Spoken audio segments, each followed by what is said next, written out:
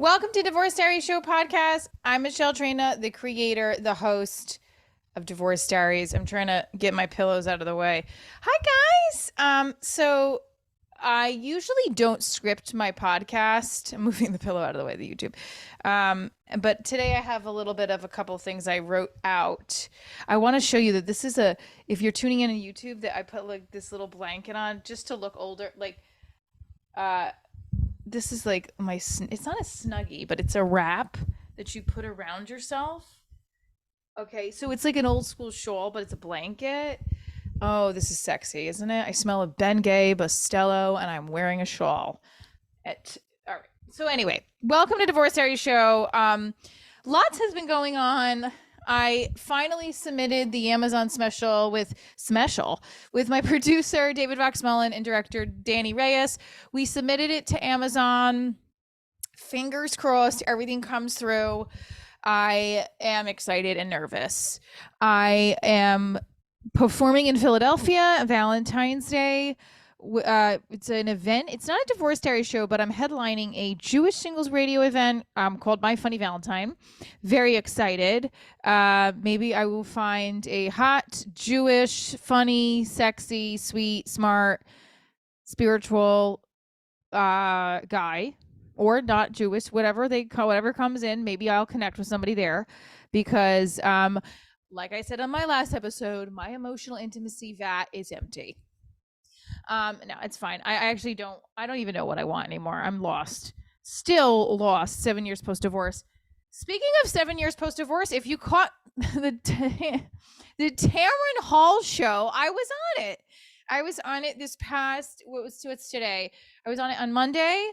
I have like 5 seconds of a joke that I do, and I'm really excited. I put it up on my YouTube channel, so go check it out.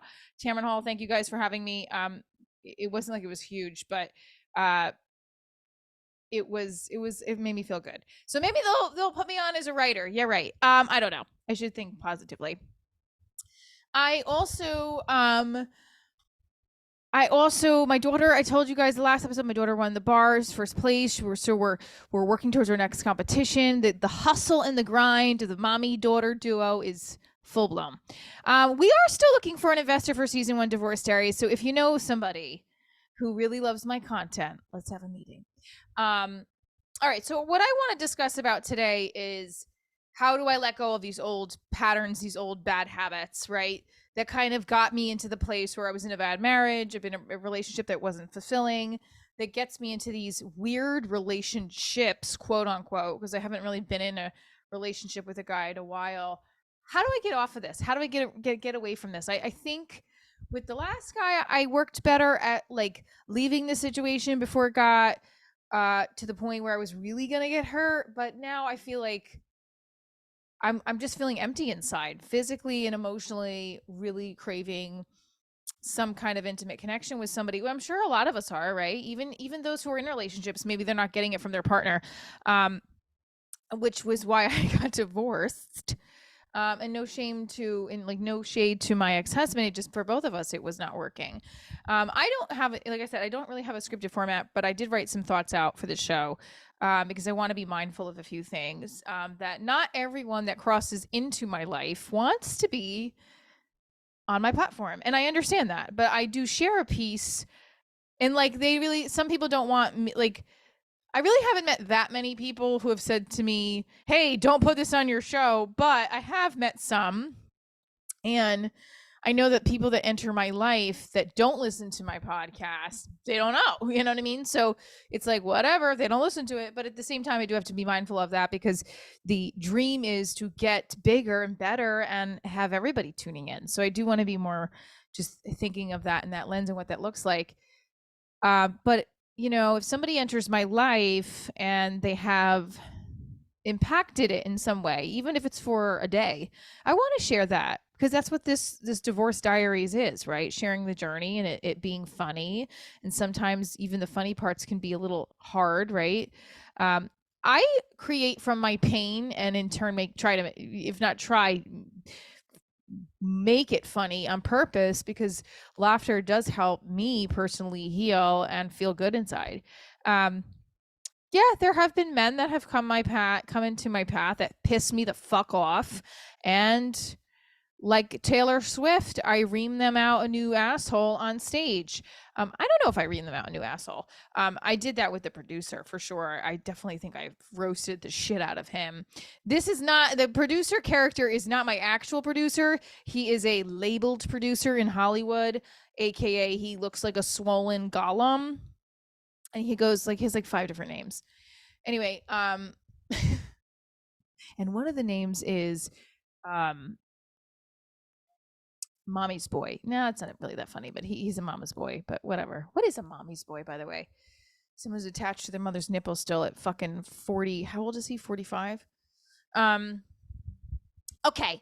I want to get into this point of how the fuck do I shake these bad habits? I think I'm shaking some of them, but I just don't want to fall backwards and fall for people or men that I can't be with. And there's this pull. I'm trying not to, you know.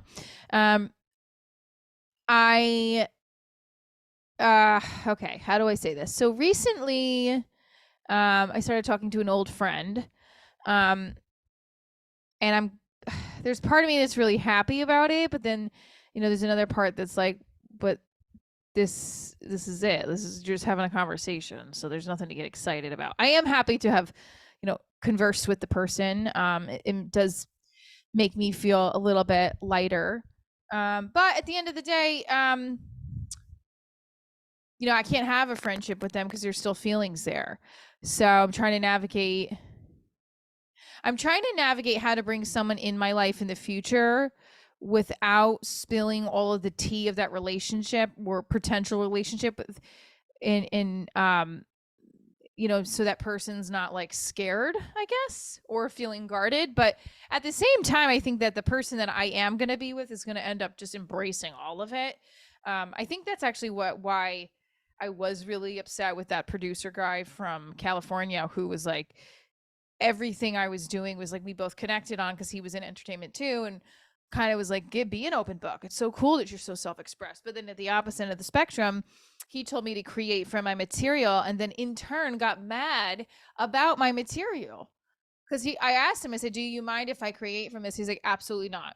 Yes, like he meant yes, go ahead and create from it. And then like that's when I think it shifted because he saw the material I was doing. And I don't think it was that bad actually. I think I was doing sketches on guys and like stuff that he had said. I think because like one of the things I remember, one of the sketches I did was I remember inviting him to New Jersey when we were just friends, and he's like, "Why would I want to go to New Jersey when I could go to Cancun?" And I was like, "Because I'm in New Jersey." He's like, "Don't make this about you." Like that was a sketch, and it was like, "What?" And I mean, the sketch is funnier than when you watch it. Anyway, made it sound really bad. So I don't know. I just want someone to embrace me. I don't want somebody to get pissed off about what I'm trying to poke fun at my, I don't know if idiosyncrasies is the right word, but like my flaws, and make light of it, like, because in turn, then I don't feel as bad about myself, really. And I don't think there's a lot to feel bad about. I'm pretty proud of myself and in my life. But like I've said before, love is this consistent challenge, I think, for a lot of people. I have a friend who she just broke up with somebody, and what did she write to me? She wrote, I'm surprised too because from what it sounded like, they were really into each other, and she said that he had said, what did he say? That he didn't have, or he needed, that she needed someone with more time, which I feel like is kind of a poor excuse.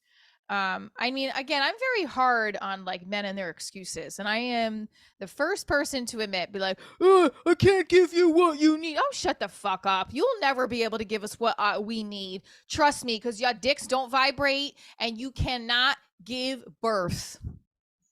All right. So, oh, by the way, guys, the guy who asked me to do the content, nothing yet. I just messaged him and I was like, hey, what's going on? And he's like, oh, the meeting got pushed back. I was like, oh, how convenient. Again, I was all for presenting this as a business meeting with him and getting this deal done. Or if he wanted to ask me out, sure, ask me out. I'll say yes to a date with you. I'm totally open to it. However, there was a blurred line. I feel like I should message him right now and say something, right? I should be like, hold on, what should I say? All part of the journey.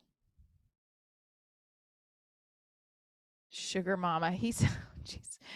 I don't know. I'm reading his text message. I think he's cute and I would totally go out on a date with him, but like again, I don't think he wanted to really identify if he was just feeling out the situation. And I'm also trying to get over the last guy and like move on and I should do that without moving on to another guy. But I don't know. My head is discombobulated. I am trying not to fall into patterns. And hey, have you ever like heard yourself talk to the guy that you like and you're like, you sound like a fucking moron? That's me. Like I've listened to my voice threads and I'm like, you're a dumbass. Like he totally does not like you as much, but that's okay. But this is why I love when one of my friends who came to my show in Jersey, she's like, "You're like the Taylor Swift of comedy," and we've been saying that. Like, I love that. Even though I'm not as young as her, I'll fucking take it. Okay, I think a lot of us female comedians could be that. I mean, there is something to say about man bashing. I had a great dad. I have men in my life that are very good friends. My friend Doug, my producer. I love men, but there are some men that deserve a good fucking crack in their mouth. Just kidding. This show is not about violence. I am totally making a joke. Look, I'm a comedian, so don't take it seriously. No, nobody deserves a crack in their mouth. I don't mean it like that. But sometimes men poke the bear and we want to throw everything that is in our arm distance at you for being a dumbass. For example, text messages. When I answer your text, if you texted me good morning, how are you? I miss you, whatever you're gonna fucking text me. And then I respond to you. I've done this many times over the years. I've talked about this. The text message response time. If I text you back after you initiated the text messaging, don't you dare wait 2 to 3 hours to text me back because legitimately I will lose my shit.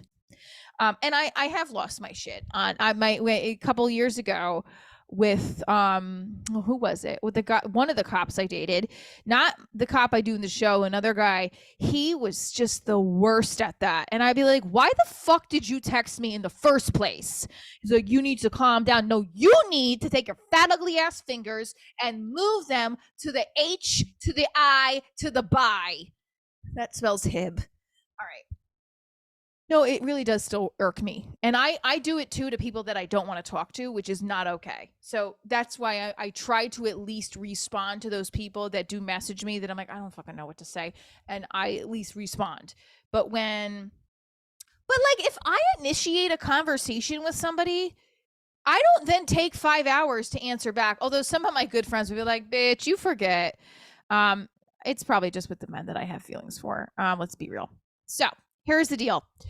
I really hope and pray that the next couple of weeks I kind of get into a headspace where I'm not thinking about love's lost, right? Like love that didn't work out. And I don't mean love in like, oh, well, no, love that did not work out. I'm trying to get past feeling rejected and feeling like again another person doesn't like me. I'm trying to just get into a headspace of like it's okay because it's part of the journey and you're not going to burn bridges with that person just because it didn't work out. You're going to fuel your flame with what's serving you and knowing that the universe has your back, the God, the higher being, that your spirit guides, that your guardian angels are guiding you to what your ultimate best version of yourself is. Speaking of this, I'm missing the Tony Robbins online thing now that I'm going to go back onto, but because I do have faith that whatever the love that I'm yearning for with sex, with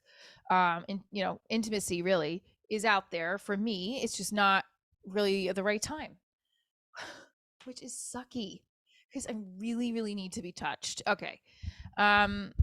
Well, I need to be more than touched. I mean, you need to be touching me and be there the next day for me emotionally. All right, guys, stay tuned for more.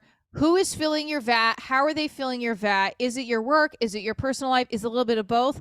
And if you say it's a little bit of both, I'm jealous, but I'm really happy for you. Keep living your happily divorced afterlife. I'm Michelle Trina, and this is Divorce Diaries.